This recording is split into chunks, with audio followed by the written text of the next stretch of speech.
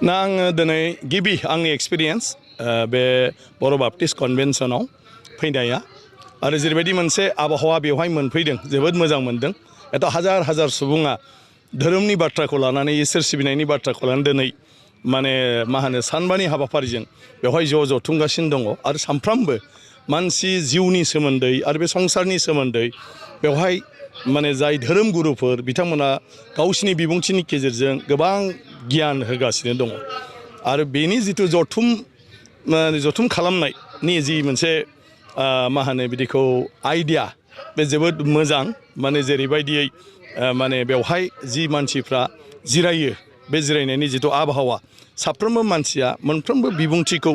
जेरैबायदि मोजाङै खोनासंनाय आरो कनसेन्ट्रेट खालामनाय गावखौनो गाव बेवहाय हाबसोमनाय बे जोबोद मोजां बाथ्रा ना बेनो माने जोङो बिदिनो सानफ्रामबो इसोरनि सायाव फोथायना लाखिनानै जों जाबाय इसोरनिसो फिसा जों रावबो माने रावनिख्रुइबो देरसिन नङा रावबो रावनिख्रुइबो दुइसिनबो नङा बयजोंबो जों अनलायनांगौ बयखौबो जोङो नायलायनांगौ गतिके जोंनि सोलिनाय जिउआव जाहाथे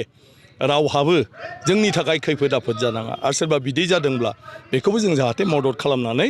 आवगायलांनो हायो जाहाथे जों बेवहाय